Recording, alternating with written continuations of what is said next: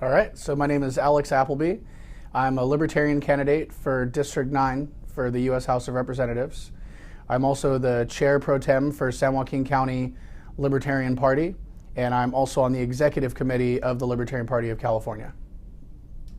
All right, Alex, and if you had to sum it all up, what does it mean to be a member of the Libertarian Party? Yeah, absolutely. I think that's the easiest thing. Libertarians stand for less government and more freedom. And so any way that we can move towards having less government, smaller government, and more individual freedom, I think is moving in the direction of the Libertarian Party. Can you explain what it means to have less government a little more in detail?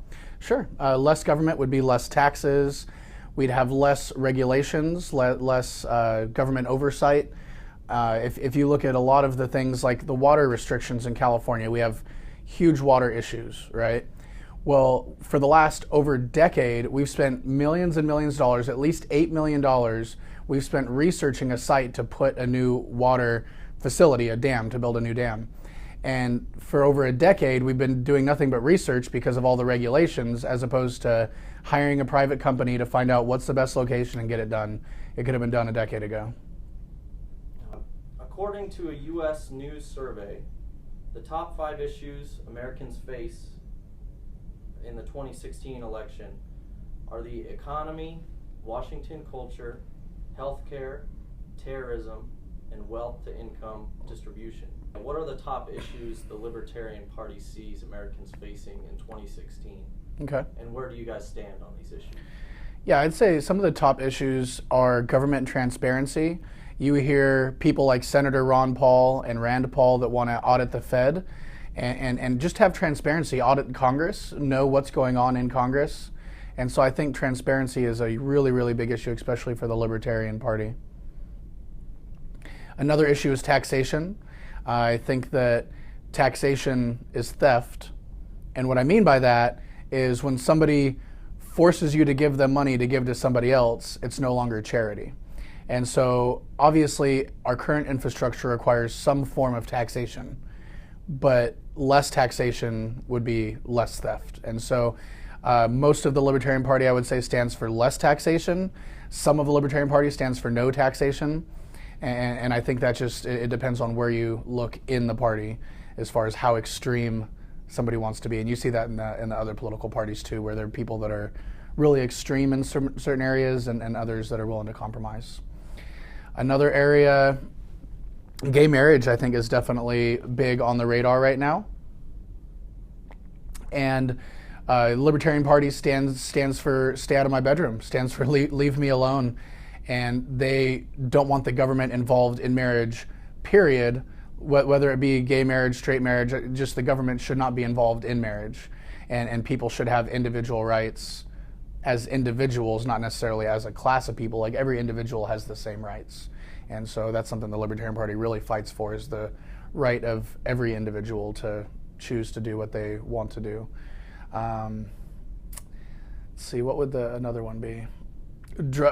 Big one, especially for the presidential candidates, is the failed war on drugs, especially with marijuana, whether it be medical marijuana or recreational marijuana. It needs to be declassified from a class 1 narcotic to a class 0 narcotic and let the states deal with what they want to do. So that's definitely a huge issue. I know Gary Johnson, John McAfee, and Austin Peterson all stand for legalizing marijuana, whether it be to declassify it or to straight legalize it. So it'd probably be the top ones.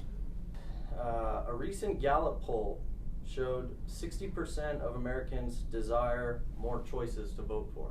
Yes.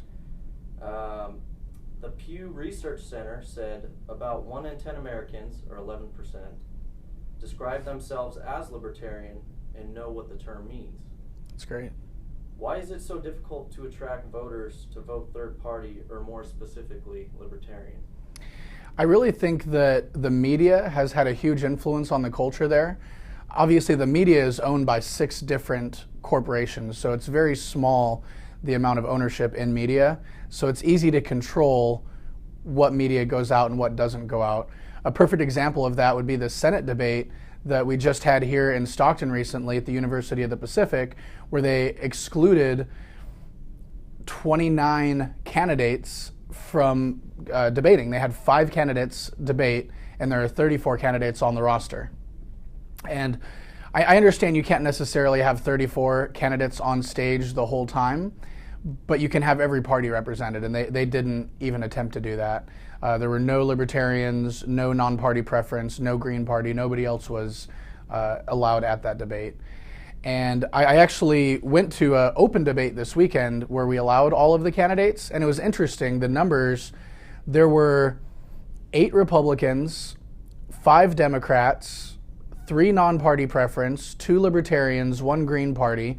So basically there were 6 third-party candidates, which is the second place.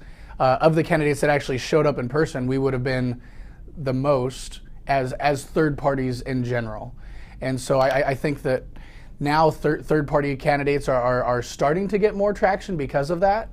Even in my district, I see there's 90,000 Democrats, there's 70,000 Republicans, but there's 50,000 independents, whether that be no party preference, libertarians, Green Party, Constitutional Party, whichever, but there's 50,000 independent / third party voters. And that's like 40% of our district, yet there's no third party representation anywhere in Congress. There's not one single libertarian in Congress, and that's what needs to change. Would you say that it's your chances of running and being more successful and getting elected are higher if you run as an independent versus running third party? I don't necessarily think so. I think a third party, the political parties do have a purpose. And the purpose is to bring people together around like-minded principles, to when people believe in the same things, that it helps you understand, okay, so libertarians stand for less government and more freedom. So if I vote libertarian, I know I'm voting for less government, more freedom. Or I know I'm voting to legalize drugs. I know I'm voting to have gun rights. I know I'm voting to have individual rights, because that's what libertarians stand for. So I think having a third political party is going to be more impactful, because we do have power in numbers. So we need to unite together as third-party constituents and third-party candidates. And I think we're going to have more of a chance of having a 3-party system than having the 2 major parties and then half a dozen little guys that nobody's paying attention to. So having that actual party, I think, is a benefit, because it brings us all together. It has us fighting for the same goal. And as long as that goal remains to be the people, and until then we need another party again. And that's what happens. Every 20 to 30 years, we have a political realignment. And this started way back with the Whigs and the Democratic Republicans, right? And eventually the Whigs went away, the Democratic Republicans turned into the Democrats and the Republicans. And for the last 100 years, it's been going back and forth between the Democrats and the Republicans. Every political realignment, every 20 to 30 years, first the Democrats take kind of the lead, and then the Republicans do, and back and forth. Since the early 1990s, the latest political realignment has been, it's called the parties at war, which you can see that with our current political climate, that they are at war more than ever with each other, and both parties want to be in a major war with other countries, and that's something else the Libertarian Party does not want, and we don't want any more war. So it's now time for a new political realignment, and you can see that festering, you can see that happening. And I believe it's going to be the rise of either the multi-party system, or I like to call it the rise of the libertarians. I think the Libertarian Party is positioned to be the next major party in the United States, and that's going to rise up in the next, whether it be the next election cycle or the next 5 to 10 years, it's going to rise and keep growing. So Libertarian presidential nominee Gary Johnson believes that many Republican voters disenchanted with Donald Trump could swing over to vote Libertarian. How do you feel about the upcoming election? Yeah, absolutely. I think people are disenfranchised on both sides. I think the Democrats are disenfranchised with their party and with the establishment picking who's going to do what for their party. And I think that the Republicans are also just as disenfranchised with their party. I've read somewhere that it was like 40% of, I think, Republicans are disenfranchised and 30% of Democrats are disenfranchised. It sounds like 70% of people to me. I'm not a statistician, but that's definitely a huge amount of people. And more and more people are registering Libertarian ever since Ted Cruz dropped out of the presidential primaries. The Libertarian Party has actually doubled in registrations from that because people are wanting to leave the Republican Party and come over. And I think the same thing could happen when Bernie Sanders drops out of the primaries for the Democratic election, is that all of his followers are going to be disenfranchised with the Democrats, and they're going to say, well, hey, where do I go? Well, Libertarians have the same social standing. We have the same foreign policy that Bernie Sanders does in some areas. And I think that we'd be a really good fit. They just have to deal with us liking guns and freedom. All right. What are your thoughts on Prop 14? Prop 14. So I think overall it is, on the one hand, limiting. So we want to limit the amount of candidates that we have on the November election. But I also feel like it's a way, until at least we have proportional representation. If we had proportional representation in November election, general elections, different story, but we don't. So currently, I think it's a great way to allow third parties to have a shot. And right now, I look at my race, there's four candidates, myself as a Libertarian, the Democratic incumbent, and 2 Republicans that are running. Well, with 2 Republicans splitting the Republican vote, plus it already being 3 specific groups, we're 50,000 to their 70,000. Well, if they split their 70,000, now that we're 50,000 to 35,000 or 40 and 30,000 or whatever. So it really gives a third party like a Libertarian a chance to come in second. All we need is a silver medal. This is the semifinals, not the finals, right? So if we can get a silver medal coming in second, then going into November, it'll be a head-to-head against the incumbent. And I think we can pull a lot more people from not only the Democratic Party, they're disenfranchised with somebody that hasn't done anything in a decade, but also for the Republicans that in no way would ever want to vote for a Democrat. Just like the Democrats don't want to vote for a Republican. So somebody like a Libertarian or another third party could be that middle ground that people are looking for. It could be that other option, those new perspectives and new ideas that people want are coming out of the independent and Libertarian parties. Okay, former Republican presidential candidate John Kasich refused the push by his party to run against Trump as an independent.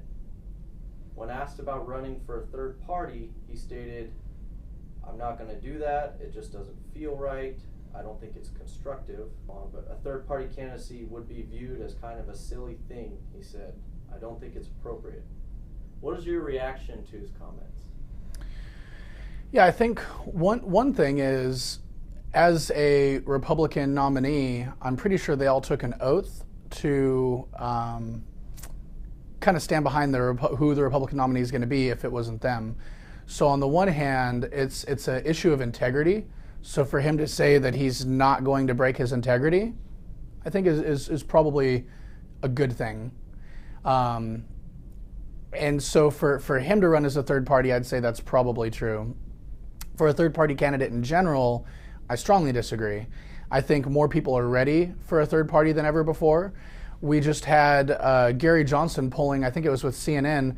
Gary Johnson just polled 14% on a poll against Trump and Clinton.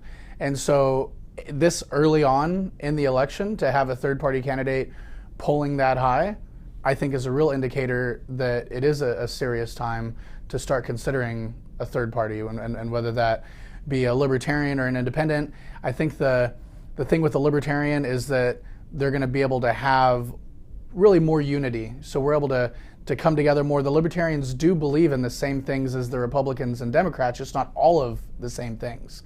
But we have some of the same principles. We want to have smaller government. We want to have more freedom. We want to have social freedom. We want to be able to make our own choices. And so both sides we agree with. I've heard Austin Peterson is one of the candidates. I've heard him say that we want to allow gay married couples to defend their marijuana farms with AK-47s if they want to, right? And I think that's a really good illustration of what the Libertarian Party is, and I think a lot of people are in line with that philosophically, that's what they believe. You know what? Like, we need to have strong national defense, but we don't need to go nation build, right?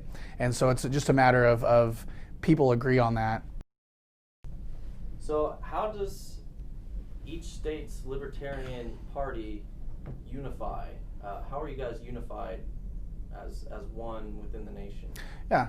So all the political parties work similarly in this way, that there's a national party, and then there's state parties, and then there's county parties. And so it's kind of a hierarchical form of an organization. And so each county has their own bylaws and their own executive committee, but that county reports somewhat to the state, and as far as oversight, communication, and stuff like that. And then the state also reports up to national. So national's job is to bring us all together as states, but each state has more of a feel on the pulse of the constituents of that state. So California is going to be able to do a better job of reaching out to people in California.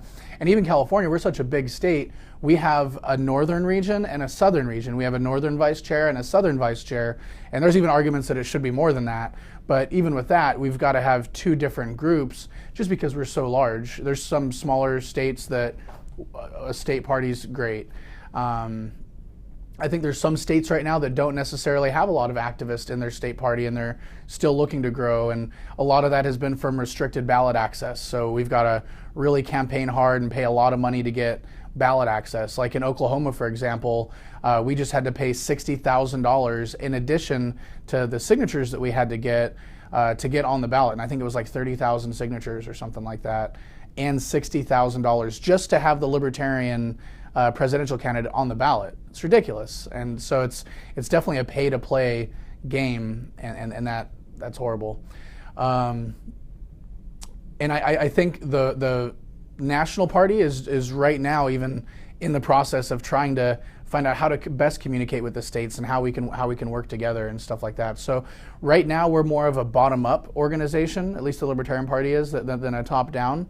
And I think that's how we're going to influence government too, is bottom-up. We're going to have people in mayor, like we have currently the mayor of I think it's Calimesa, California, is a Libertarian.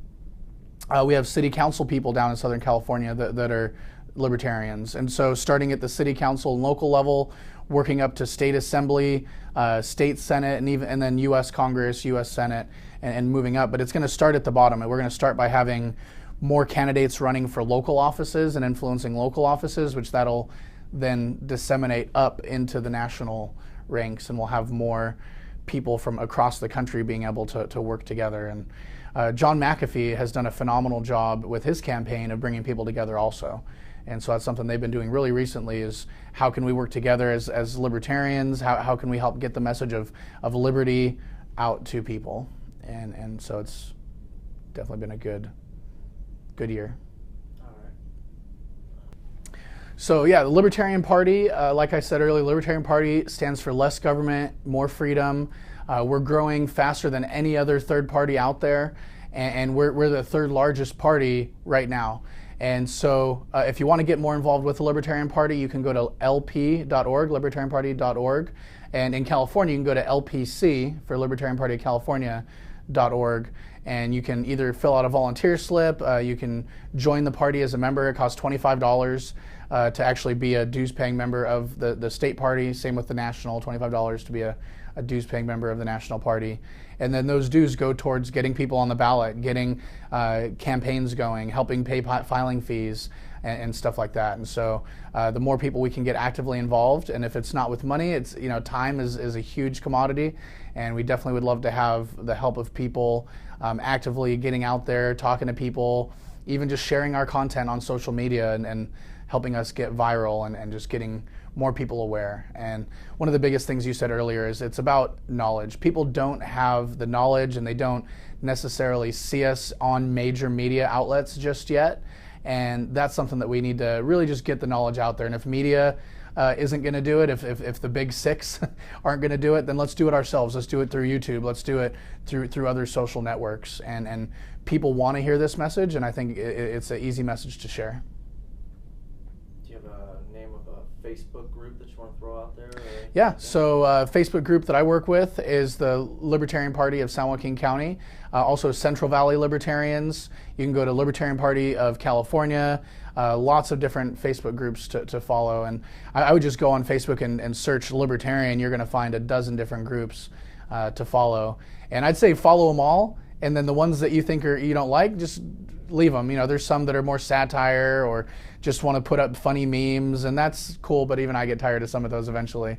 So, but go follow them all and then find out which ones actually have good content.